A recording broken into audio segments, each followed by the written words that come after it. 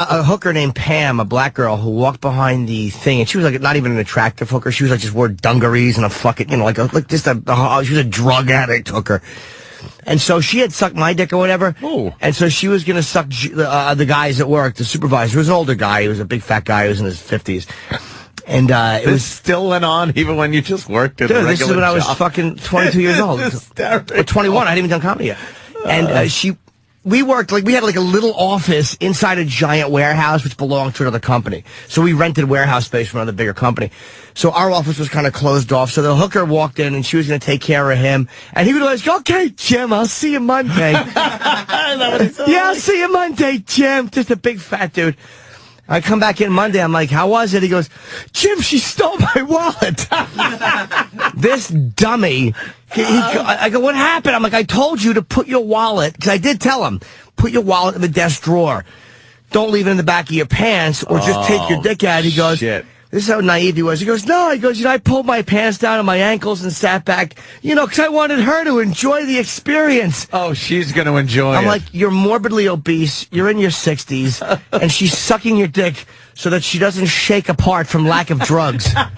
How much fun is she having, fucking anchovy balls? She's not having fun, old man." And she did the gag. What, did she reach into his pulled-down pants pocket and took his wallet out? Awful. They were probably turned inside out because, fatty. I bet he had his pants pulled down to his shoes and his black socks up to his fat calves. With those old 50s garters on? Yeah, little sock garters holding them on. And, How easy must it be for a girl to pick a pocket that is around someone's ankles? Dude, if you could fucking pick his pocket, you could tie his shoes together. She probably could have rifled through his wallet and picked out the credit card she was going to use. What a dope. What an idiot. But I'll never forget that, because I think she had sucked my dick in the car one time, and then I'm like, "Yeah, she gives a great blowjob." I had awful fucking regular hookers back then. Would she come around like the coffee truck? They would actually, like a lot lizard. Yeah, she would probably stop in. We were in the back of we were behind. I should go and get photos of this place one day. It really was a fucking horrible back of the lot place. It was a really isolated place. Yeah, I look at certain places when I drive home now and stuff like warehouses. You can see driving through Queens, the garage doors are open, and you see guys working in there. And I look in and think how horrible that is, but how familiar it becomes to you when you do work there. Yeah. Like when you first go in and I'd apply for one of these shit jobs, you look around, everything's unfamiliar, and then you just get into this rut where you're coming, you know where everything is, you know who everyone is, you know what your shit fucking job will be that day, and it just becomes so goddamn depressing to do on a daily basis. Yeah, what seems like you'll never make it a part of your comfort zone. Like, I'll never feel at home in that place, and then you do, and you grow to hate it. Yeah, you know every nook and cranny, and you try to have fun with people, and maybe you'll have a few laughs during the day, and then realize, though, that it just sucks being there. It's weird the things you remember from I remember when I worked at Pergamon. Before that, this is when I was just getting sober, so it's probably 1987 in that area. And I drove a forklift in the back, and this was the new Pergamon in the Brunswick Shopping Center. Whoa. This was like a fucking cheese dick lame, little fucking one-level mall that opened in North Brunswick. Half the stores, it was called the Fashion Plaza. There was nothing fashionable about it. Pergamon was one of the anchor stores in the Fashion Plaza. In a fashion Exactly. plaza? It's fucking horrible. And I'll never forget my supervisor there was a very, very fat lesbian who had tattoos, and when she wanted me to go buy food, she'd always get me to go, and she'd pay, and she'd always go, "You fly, I'll buy." Oh. And I always remembered that, and for some reason my girlfriend was I wanted her to walk to get something, and I almost said, "You fly, I'll buy," and I didn't say it because I pay for everything. So even if I fly, I'll buy. You're constantly buying, but it just she never flies. It just would have seemed too, because it's not a coworker, it's a girl I fuck. Yeah. But I remember this black guy, Malcolm. "You suck, I'll pull out a buck." Yeah, you fuck, I'll pay a few bucks. Even if you don't fuck, I'll pay a few bucks because I'm hungry. What am I going to do, eat in front of you? Shit. But the coffee trucks would come by, and I would just be starving and have no money, and have to take a tab out with the guy. And there's nothing worse than being alone with the fucking mobbed up coffee truck guy for egg sandwiches that we used to say made at some place in Central Islip. And I knew Central Islip is Zimbabwe. Yeah. It is just an awful place. I used to live there. It's horrid.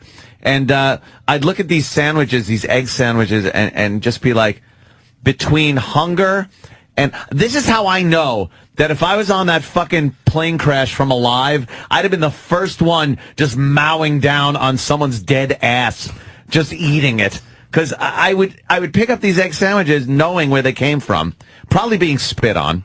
Yeah. And just eat it, not thinking twice. Like the hunger, and believe me, it wasn't like hunger like days have gone by, but the hunger just made me forget the fact that this food is probably being touched and abused by people. What's worse than when you get to a new job? I had a temp job one time. I was such a fucking bum, and I was so bad at this stuff. This is when I was drinking. I was me and my buddy Bill D'Angelo, and Bill, if you're listening, I got your message. Hello, It is me. Bill. Hello, Bill. We were doing this job in fucking. It was like a warehouse. It was like centrifuges. And what is worse than having to shit on a new job where you know the bathroom is awful and like you like your whole stomach seizes up, and you know that when you're trying to hold in a shit and you're standing there and you go I don't think I've made the sound, but I know the feeling. You don't make the sound, but the feeling of I just want to talk about and you get really stiff and you can't walk because one step and you're going to shit. What's worse than having to shit at a new job? There's nothing worse. You don't want to. First of all, you don't even want to go away from what you're supposed to be doing for fear you'll look at like you're lazy. Yeah, you ain't put it. Yeah, you don't want to have to. You don't want to do that. And then, the uncomfortable, what's the best bowl? You haven't figured out what's the best turlet yet. Because I like a long shit. Like, I'm the worst. Like, whenever I go to shit, everyone who knows that I was just there knows I've been shitting. Because I'm gone too long to have been pissing. I like a relaxing shit. Yeah. Yeah, and on the job, you just can't do that. They should have some kind of, I'm going to invent this, pants that cuff up inside the pant leg. So as you're walking, it doesn't look like anything. It's just pants. But you could pull down artificial shoe tops that will go over your shoes so that when you're shitting in the stall and people come by, it doesn't look like your shoes. Because the people look at your shoes to see who's shitting there. I know it happened to me a couple of times. It's like, oh, I had a good dump in there, did you? And I'm like, fucking 5'11" boots. Everyone knows them. So fake shoe tops. I'll call them shit spats. Spats. They're fucking spats. What a great infomercial that would be. Oh. You show people talking about the advantages of no one knowing it was you shitting. Shitting. You know, my wonderful. boss, I would never get raises. As soon as they didn't think it was me stinking up the bathroom, I advanced in the company. You know, testimonials. And they could have like that badly acted thing where someone's on the bowl shitting and the boss comes in, sees the shoes, and shakes his head. Smith, it's you again. Is that account going to be completed by today? And he knows it's him. Yeah, and the boss and like the pretty secretary are both just looking at Smith's empty chair. Someone says they should be called Splats. Oh, it's Steve from Bayshore. Splats. The audience applauding. Oh, yeah, I could use that. I shit a lot. Yeah. Yes, I do. Yeah, they take the fucking... I love the idea of that him and the hot secretary just both noticing that Smith has gone again. Smith's gone again, and the newspaper's gone. you know, whoever has read the newspaper at a urinal, you don't.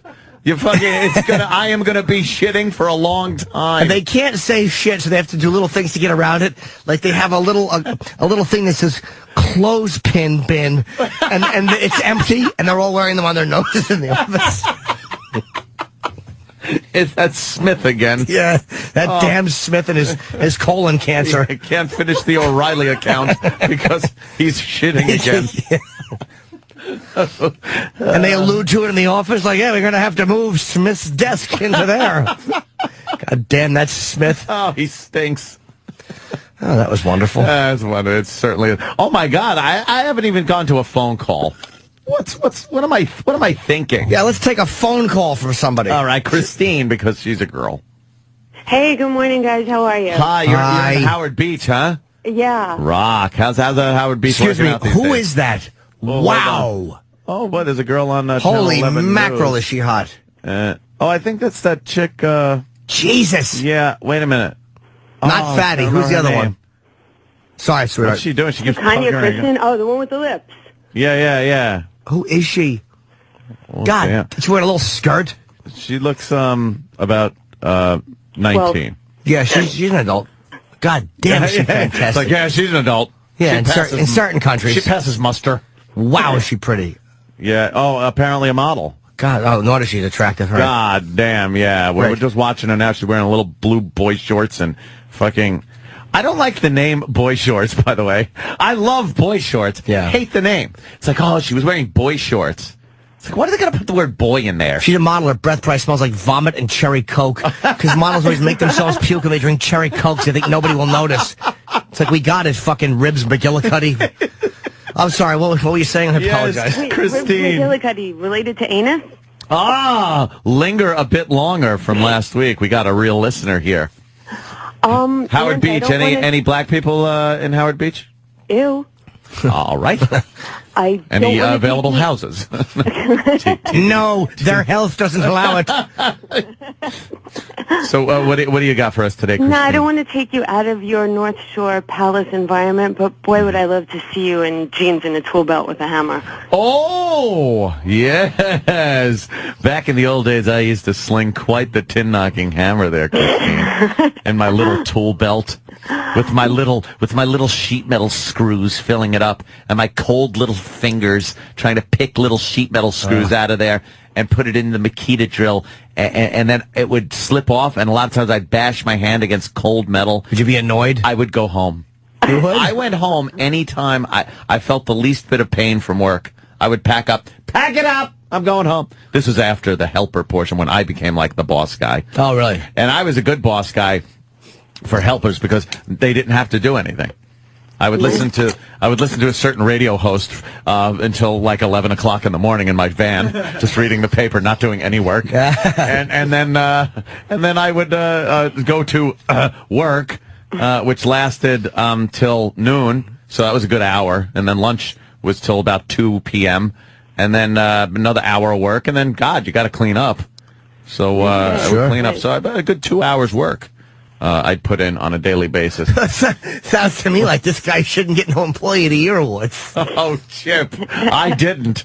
Oh my God. So what, sweetheart? Yeah. Oh, no, I was just having the Anthony tool belt.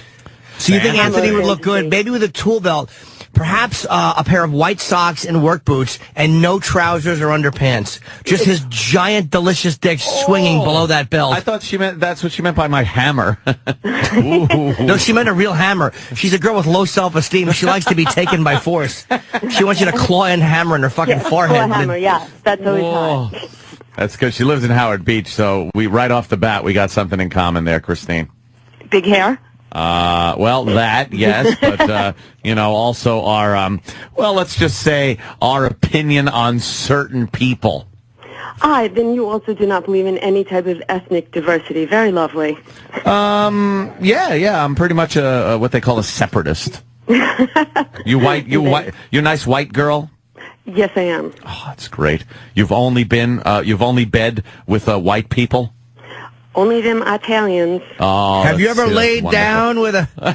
That's how you know someone's racist, when they're asking if you ever had sex with a black Irish Spanish guy and they use the term lay down. You ever laid down with a colored? You ever laid down with someone from Central America? It's like 60s, awful 50s and 60s racist. So apparently you still have some type of relationship with your dad.